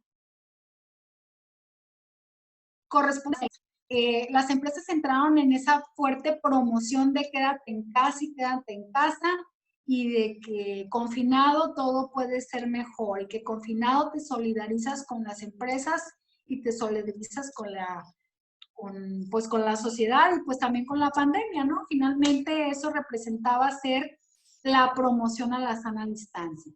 Y pues que nadie se acercara a nosotros. Por ahí decía alguien hace días, si los valores se estaban perdiendo, decían, o sea, ya se había perdido la costumbre de saludar, pues ahora con la sana distancia dice, pues más, no, les digo, es que saludar significa un buenos días, ¿cómo estás? Sin la necesidad de estar cercano, ya, porque acá en Sinaloa somos muy apapachadores, somos muy besucones en el buen sentido de la palabra. Un saludo significa llegar a abrazar a alguien y mecidito, ¿no? Ay, cómo tenía ganas de verte. Y así somos los sinaloenses en su generalidad. Un saludo para nosotros lleva un beso en la mejilla, lleva un abrazo fuerte, lleva un apretón de manos. No nos sabe, nos sentimos insatisfechos cuando llegamos y desde lejos, ay, hola. Sentimos, hay una descarga emocional en nosotros, sentimos que no somos educados, sentimos que estamos faltándole al respeto a la otra persona. Todo eso lo hemos tenido que interiorizar, lo hemos tenido que aprender, o más bien desaprender el esquema de saludo que teníamos. Pero les aseguro, si ahorita me escuchan los sinaloenses, sabrán que nos morimos por llegar y ven para acá, tenía ganas de estrujarte y abrazarte y decirte que me da un chorro de gusto verte y saludarte, pero con su beso en la mejilla y con su abrazote apretadito y mecidito, es en el mejor término, ¿no? Sin que eso signifique una mala interpretación. Así somos por acá. Todas las regiones tenemos una forma diferente de serlo y bueno, reconozco que nosotros tenemos esa forma, muchos nos lo toman a mal. Yo he estado haciendo estancias en la Ciudad de México y siempre me hacían esa crítica. Ay, decía, ¿por qué saludas de esa manera? Pues, ¿qué necesidad hay, no? Y bueno, yo sí sentía que era necesario porque finalmente así fui educada y ahora ya no estoy en edad de cuestionar si estuvo bien o estuvo mal, simplemente así lo hacemos y así es la usanza por acá. Pues bien, todos esos protocolos de saludo se tuvieron que extinguir y ahora nada más nos conformamos que a la distancia, hola, y el corazoncito, y así. O sea, el saludo ya es muy asiático, ¿no? Hola, o hola. Son, digo, valores entendidos, pero tuvimos que interiorizarlo. Y esa era una parte de promover esta parte de cuidar, de establecer estas estrategias y cumplir con estos lineamientos que el protocolo nos ha encargado. Adelante. También se tuvieron que instrumentar acciones para controlar el ingreso y el egreso de personas a la empresa. Nos ha tocado a todos seguramente, cuando llegamos a un establecimiento, lo primero que encontramos es un filtro, es como una especie de aduanita que tiene una pistolita que nos checa la temperatura. Eso es en primer momento.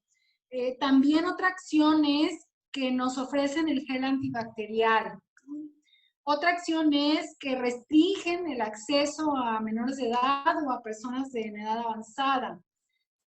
Otra medida es que tienes que cruzar el tapete sanitizante.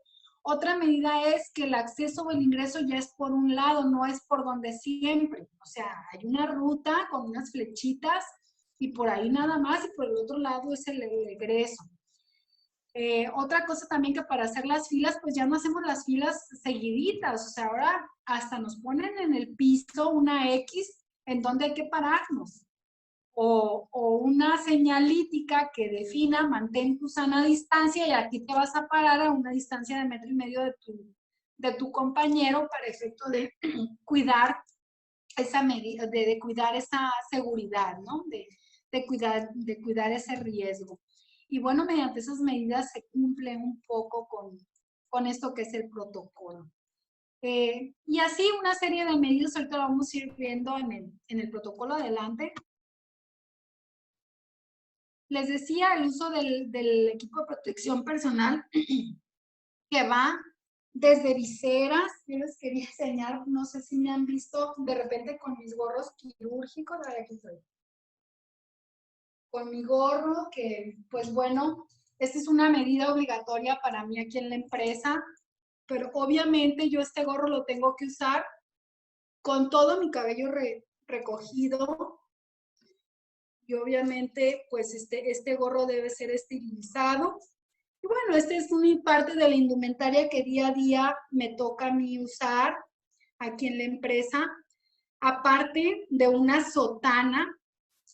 Es una sotana de una tela quirúrgica desechable, solo la uso en ese momento.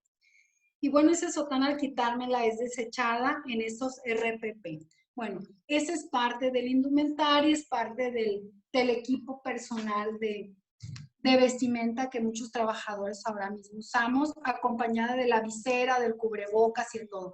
Imagínense, las empresas han tenido que sufragar esos costos. Por eso les decía yo que es oneroso para la empresa implementar los protocolos de seguridad sanitaria.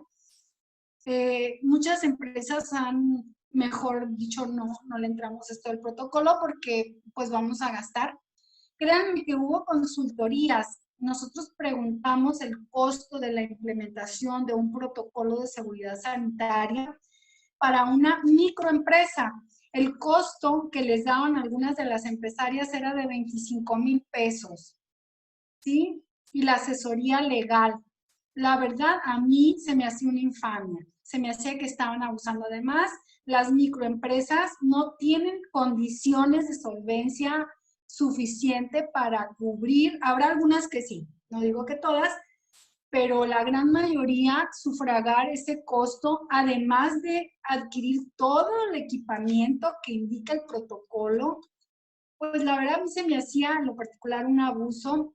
Nosotros a algunas de las empresas les dimos esa atención de manera gratuita a través de la Asociación de Mujeres Empresarias, y muchas de ellas, digo muchas, sí más del 50% de sus agremiadas acá en el capítulo Guamuchil, sí sí implementaron el protocolo y todavía mejor adquirieron el distintivo. Y hoy por hoy, pues por donde quiera que pasa la empresa, sea por redes sociales o por alguna promoción publicitaria de radio o de periódico o de diario publicitario, se hacen ver, o sea, visibilizan que son empresas que dan atención a la seguridad y a la salud a través de los protocolos que el gobierno implementa e instrumenta desde la política pública de seguridad sanitaria.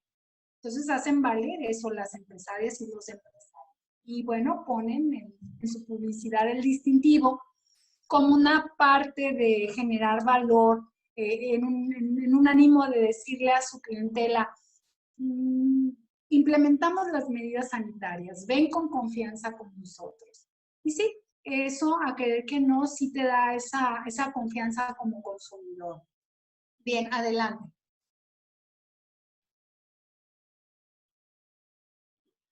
Dentro de esta segunda parte, una de las categorías es la vigilancia y la supervisión. Dentro de esta categoría de vigilancia y supervisión vamos a darnos cuenta pues de todas las acciones que son necesarias en una empresa, desde tener a la persona que vigila el ingreso y la entrada y salida de personal, porque se tienen que instrumentar incluso registros de quién entra, registros de quién sale. En un primer momento les significa a los empresarios algo tedioso, algo burocrático y engorroso, y es donde empiezan a mostrar la resistencia a aplicar los protocolos. Pero en la medida que lo van instrumentando, se han acostumbrado a ello, que ahora han encontrado en este protocolo una suerte de sistema de gestión de la calidad de sus procesos. Tan acostumbrados algunos ya están, que quieren seguir, o sea, quieren mantener las estrategias y los lineamientos de seguridad sanitaria, pero ahora quieren dar el siguiente paso, que es certificarse con otros distintivos como los famosos RCE o los famosos sistemas de gestión de la calidad, sea por procesos o por productos. Les ha gustado a algunos empresarios instrumentar los protocolos porque les ha significado esa parte que viene a reorganizar la estructura de la empresa y a reorganizarlas desde la documentación de acciones y desde encontrar que desde la documentación de acciones pueden tener algunos beneficios, no solo de manera interna, sino también de manera externa. O sea, han encontrado, perdón, cierta solidez, ¿no? Cierta solidez en darle valor a la empresa a través de la implementación de estos protocolos. Adelante. Otra de las categorías son las medidas de protección para la población vulnerable, que ya decíamos son las personas en edad avanzada y las que tienen una enfermedad crónico-degenerativa. Sí, adelante. Bien. Dentro de las medidas de seguridad sanitarias en el entorno laboral, vamos a levantar evidencias de que hay una planeación y una vigilancia en la empresa, de que se planean las acciones, de que hay medidas de ingeniería y de estructura, de que hay medidas administrativas u organizacionales, de que hay equipos de protección personal, de que existe capacitación para su personal y de que hay promoción, o sea, que se promueve el cuidado a la salud y a la protección de la integridad de las personas. Esas medidas de seguridad sanitaria en estas categorías deben de ser visibilizadas tras el registro de evidencia documental o fotográfica. Y eso se establece en el anexo 4. El anexo 4 marca las medidas para las empresas micro y pequeñas. Aquí enseguida vamos a ver ya el listado de medidas.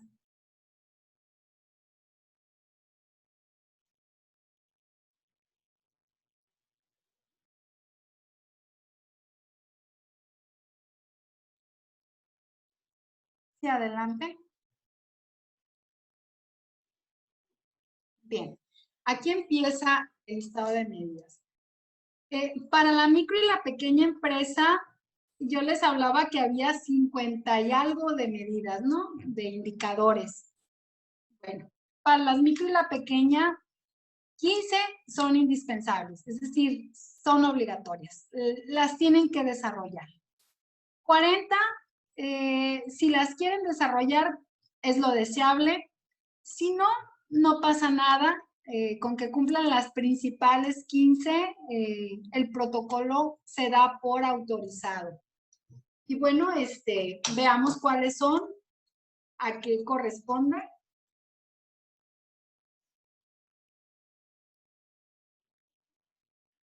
Miren, una de las medidas que es indispensable es que en toda empresa se tiene que asignar un comité de personas responsables de implementar, de dar seguimiento y de supervisar las medidas de la nueva normalidad del COVID. Este comité es un grupo de personas responsables de vigilar el cumplimiento de las siguientes actividades. Aquí se enlistan. ¿Y quiénes son estas personas? Pueden ser el personal más cercano de la empresa, desde el gerente, el auxiliar administrativo, incluso el propietario o representante legal de la empresa, e incluso un profesionista externo. Aquí, para la conformación de este comité, se requieren mínimamente 3 personas que revelen su nombre, su función y la actuación que van a tener para efectos del protocolo. Esto se monta en un documentito y en donde se precisa la función de cada persona y cada persona firma de acuerdo de dar cumplimiento a ese protocolo. Otra de las medidas que van a cumplir este comité, pues van a desarrollar, van a llevar a cabo la categorización del centro de trabajo, como ya les precisaba yo anteriormente, lo van a documentar. Se van a cerciorar que las estrategias generales de control son las que correctamente deben ser implementadas. ¿Cómo se van a cerciorar de eso? A través de un checklist de actividades. Esta tablita se monta también en una hoja membretada de la empresa y se va definiendo cumplió o no cumplió, ¿sí?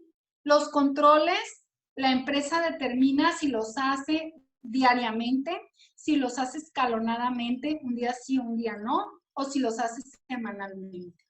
Lo ideal es que se haga diariamente, para lo cual, pues la empresa necesitaría personal destinado a hacer justamente el checklist de esta serie de actividades. Entonces, la evidencia de este indicador que es indispensable es documental. Dicho de otra manera, es una lista, es un checklist en donde esté visible que se ejerció el control correcto de las medidas que se han implementado. Otra de las medidas o del indicador que es indispensable es mantener informado de los indicadores de la autoridad federal, es decir, del semáforo, del colorama del semáforo, a toda la comunidad que trabaja en la empresa. ¿Y cómo podemos demostrar eso? Pues haciendo la entrega del colorama al personal y que el personal te firme que le entregaste el colorama semanal del nivel epidemiológico de la región. ¿Por qué? Porque finalmente la evidencia es documental y hay que tener esa evidencia en resguardo para efectos de demostrarle a la autoridad que se cumple con ese indicador que es indispensable.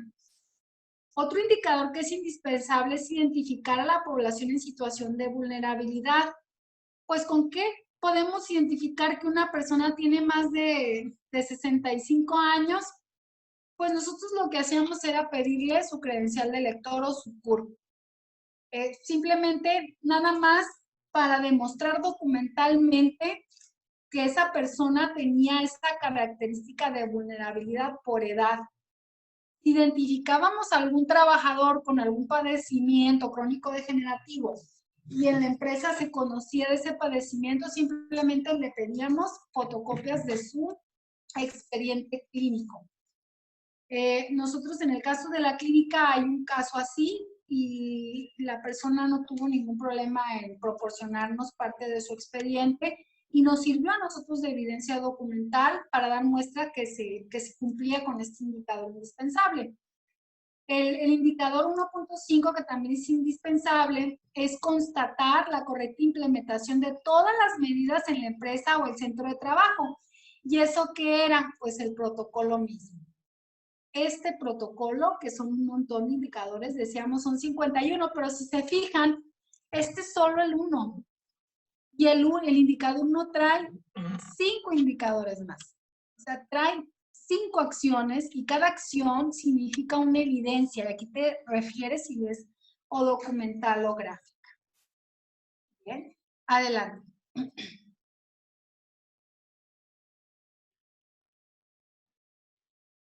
Otro de los indicadores obedece a las áreas de entrada y salida del centro de trabajo.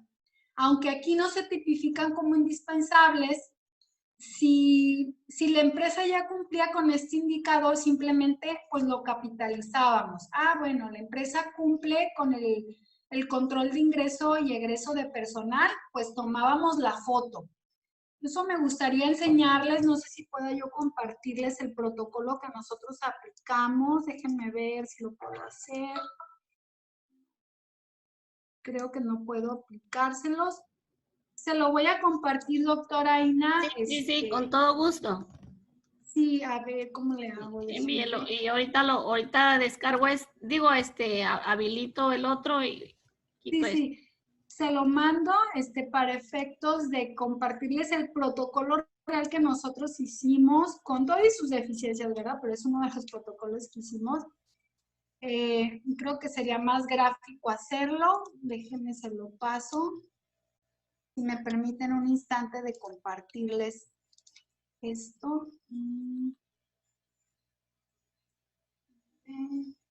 Lo tengo entre mis archivos.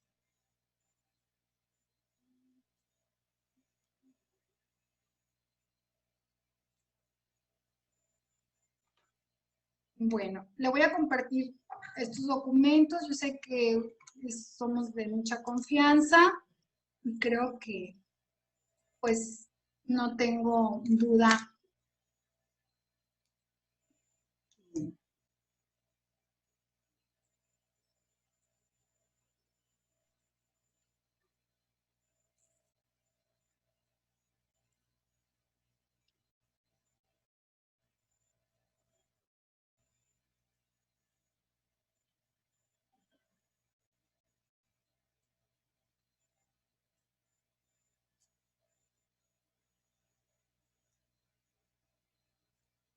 Estoy descargando.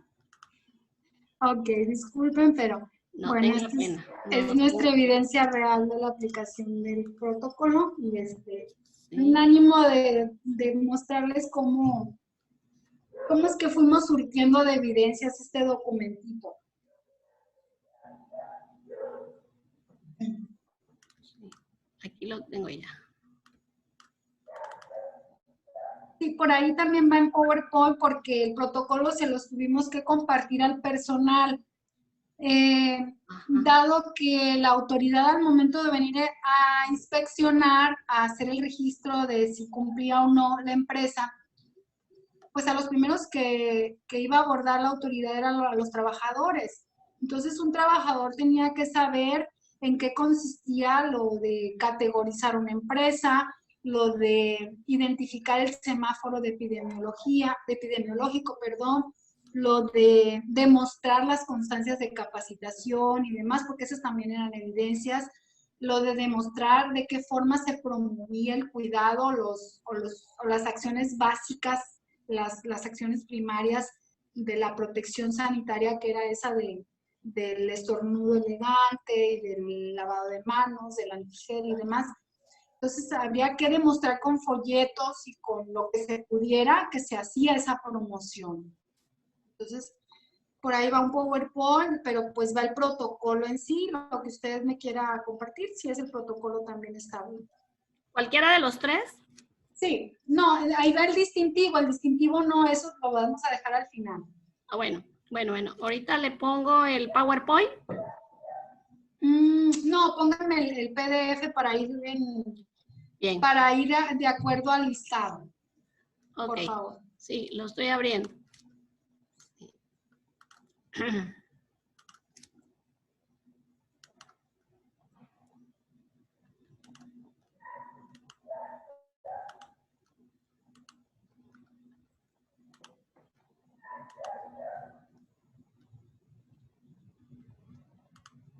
Bueno, instrumento.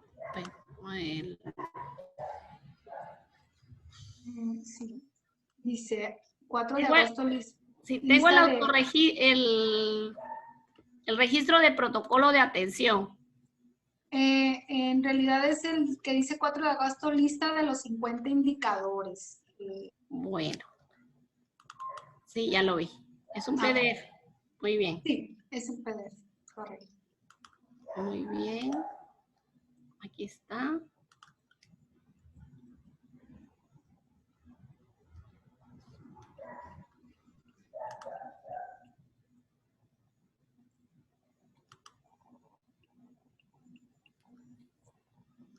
Bueno, si ustedes No. pueden ver, bueno, no lo puedo maniobrar.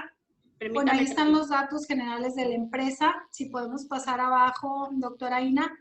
Sí. Vean que en este protocolo está nada más que la tabla que les estaba explicando ya antes. Aquí pueden ver la evidencia del comité de personal responsable. Aquí están los nombres de las personas, la función que ellos establecían, su firma de estar de acuerdo y era una evidencia documental.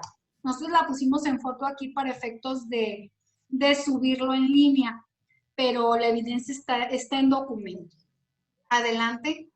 Aquí no se alcanza a ver, pero aquí describimos, pues igual, el nivel epidemiológico que tiene la empresa, la característica de que se trata de una pequeña empresa de acuerdo a la clasificación por empleados y por ingreso, la región en donde está inserta la empresa y demás. Este es un documento, sí está expresado en el PowerPoint, pero ahí pusimos la evidencia del documento, o sea, la foto del documento. Adelante. ¿Cómo podíamos evidenciar que efectivamente implementábamos las estrategias de control? Ustedes aquí pueden ver a una de las muchachas levantando el checklist. Aquí el checklist lo hacían diario. Era en sí el protocolo en donde se hacía un cotejo, que efectivamente hubiese cercos sanitarios, hubiese señalíticas donde promovíamos, por ejemplo,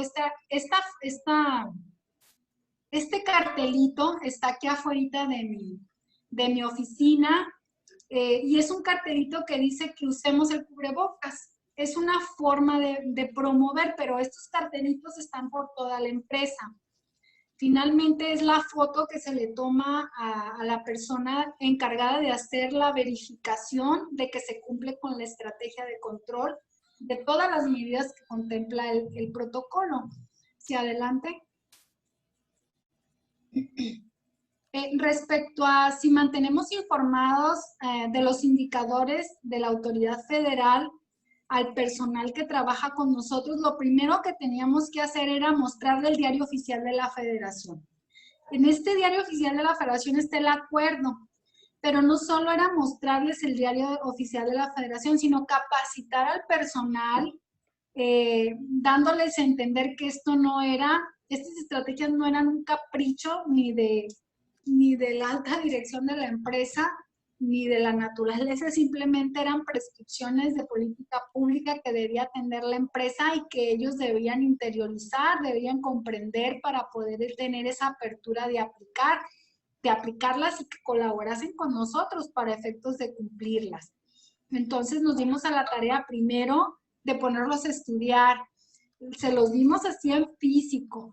En un segundo momento hicimos un tallercito para decirles, estos son los lineamientos que hay que cumplir en la empresa.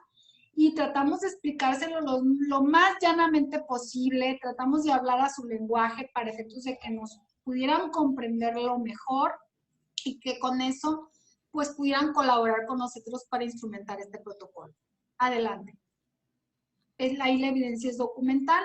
Además, pues tendríamos que identificar quiénes eran la población vulnerable. Aquí está un artículo nada más que menciona quién se considera población vulnerable, pero abajo de este documento están todos los registros del personal que tenemos en edad avanzada y con esa condición de enfermedad crónico-degenerativo. Y esto es nada más la evidencia documental. Aguántame tantito el corte. Y adelante. Otro de los indicadores indispensables era que se implementara de manera correcta todas las medidas de sanitización. Por ejemplo, ahí está uno de nuestros médicos usando el cubreboca y sanitizando. En su mano tiene un sanitizador portátil, manual, para artefactos pequeños. Él ahí está sanitizando lo que es el tablero de su computadora. Entonces era una de las medidas de tantas que se aplicaban acá en la clínica. Bueno, ahí la medida es documental, pero pues lo que hicimos fue tomar la foto y nos la pasaron por buena. Adelante. Ya dentro de estas otras medidas que eran los efectos del cerco sanitario, pues igual se definían en el hospital las áreas de acceso y las áreas de egreso de personal. Y aquí la evidencia es fotográfica. Teníamos que poner señalíticas que indicaran por dónde era el ingreso de personal y por dónde era la salida de personal. Entonces, bueno, está ahí la evidencia. Adelante. Aquí, por ejemplo, también está la evidencia de que se tienen accesos, o sea, en el acceso hay jergas saturadas con hipoclorito de sodio al 0,5% para la limpieza de las suelas de los zapatos. Ustedes pueden observar aquí, pues, que hay esas jergas y hay esos tapetes sanitizantes que, pues, se tienen que estar constantemente cargando de hipoclorito. Y bueno, esto está al ingreso del hospital. Adelante.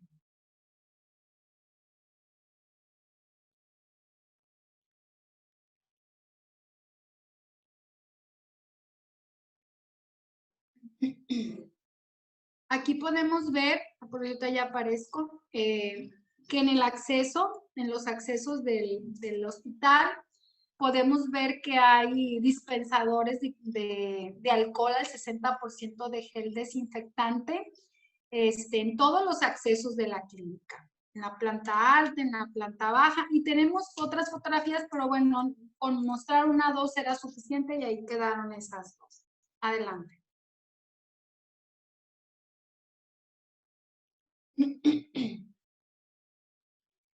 Algo que también era indispensable, la ventilación de las áreas comunes. Obsérvense aquí los pasillos, pues estaban despejados, en donde se hiciera posible la ventilación de la luz natural. Bueno, aquí los accesos los teníamos abiertos, los mantenemos abiertos porque es prácticamente una condición necesaria y obligatoria dentro del protocolo, y ahí lo demostrábamos con estas fotografías. Adelante. En las oficinas administrativas fue necesario demostrar que en los espacios donde se encontraba concentradas 2 o más personas trabajando, hubiera una distancia de 1,5 metros. Las áreas de trabajo se encuentran delimitadas también por barreras físicas protegidas. Aquí podemos ver uno de los consultorios donde está un enfermero y está una doctora. Y aquí hay una ventana de acrílico o de cristal, según lo considere el médico. Y bueno, con eso demostrábamos que está esa barrera. Creo que esas barreras ya son más comunes y las encontramos, por ejemplo, en las cajas de los autoservicios, cuando vamos a pagar nuestras compras del supermercado, o por ejemplo en las estéticas, en las estéticas de personal, pues hay como que vagones, o en los gimnasios también están la separación de los acrílicos, bueno, que son esas barreras físicas. También pues hay cordones. Esto es en la parte de recepción y bueno, esa es la fotografía que muestra la evidencia de que cumplimos con ese indicador. Adelante. Aquí también había que poner las señalíticas o marcas de piso en donde se indicara la distancia de 1,5 metros. Aquí pues pusimos unas calcas con el logotipo de la empresa. Y el texto lo que dice ahí es guarda tu sana distancia y la distancia es de 1,5 metros y pues tratamos de ponerlas por todos lados, por pasillos, en los consultorios, en el quirófano, aunque los quirófanos eran muy difícil porque pues la labor a veces hace que los médicos estén muy, muy pegaditos en las escaleras, en fin, por donde se ponía. Adelante. El personal de la empresa siempre debía tener al acceso de una manera fácil los dispensadores de alcohol.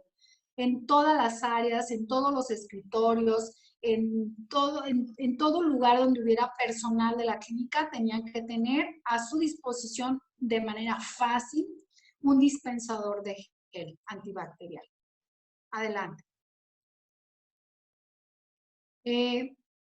En las áreas de oficinas era lo más favorable es que estuvieran ventiladas. Las ventanas tendrían que estar abiertas y tenía que pasar la luz. Y bueno, era una forma de demostrar que, pues que así se hacía. Adelante. La evidencia es fotográfica.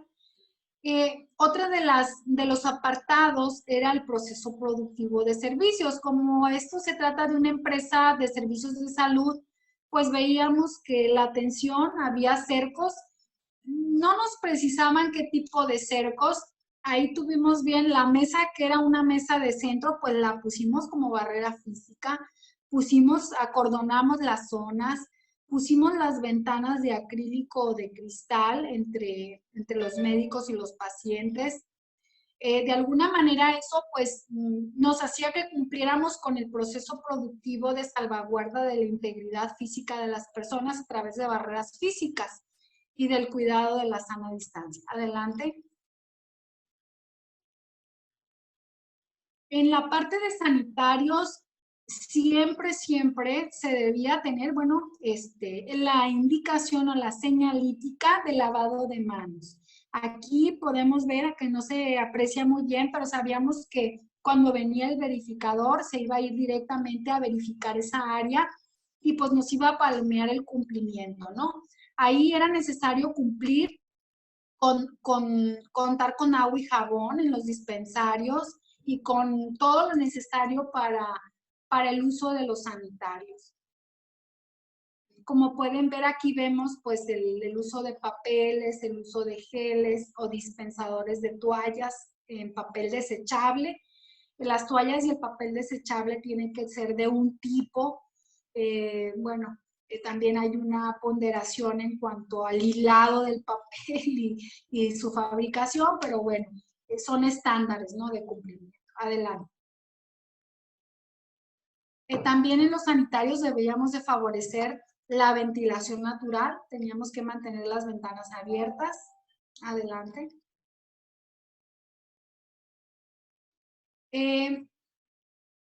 Otra parte de medidas era pues la de entradas y salidas del centro de trabajo. Vean cómo aquí se está controlando el ingreso y el egreso de la personal, en donde con una pistolita se le toma la temperatura.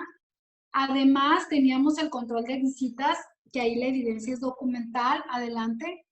Creo que en toda empresa debería de haber esta medida de controlar documentalmente quién ingresa, a qué va, a quién va a buscar, que está acá arribita, el control ahí es documental.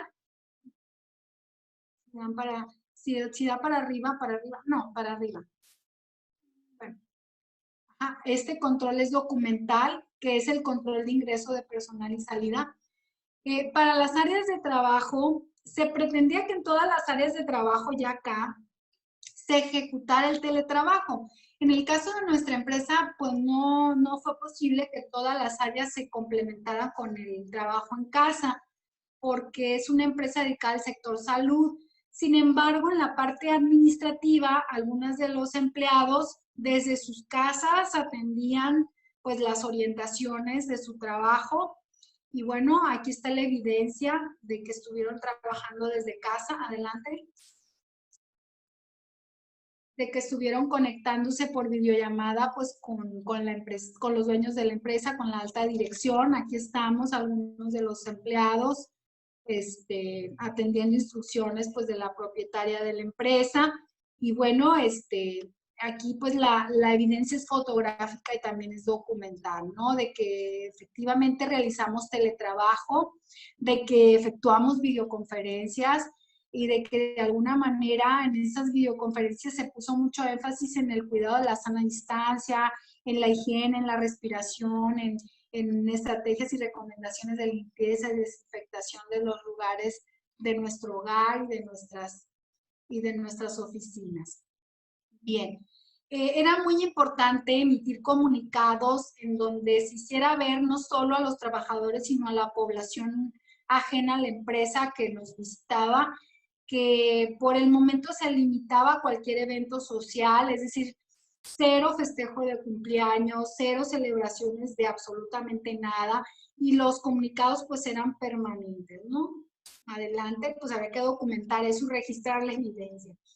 Además, dentro del protocolo de limpieza y desinfectación diaria, había que demostrar que pues todas las superficies de uso común, que incluía lavar con agua y jabón ciertas áreas o desinfectar con su solución de hipoclorito, algunos artefactos de uso común como los controles, el teléfono, los mouse de la computadora, pues eso se hacía a diario y había que levantar la evidencia. Ahí están pues algunas de los médicos, enfermeras haciendo esa acción.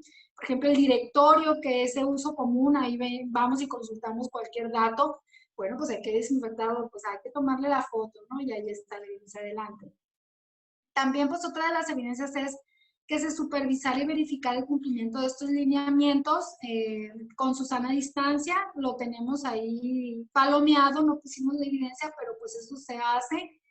Y desde luego que se supervise que las soluciones de agua y jabón no se mezclen con algún otro producto químico. Bueno, eso es un documento que lo certificaba el químico de aquí de la empresa.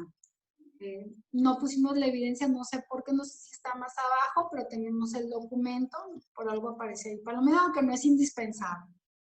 Pero sí lo cumplimos. Adelante. Otras de las evidencias fue de que si se supervisa la solución de hipoclorito, ese documento también nos lo dio el químico, y si en los dispensadores se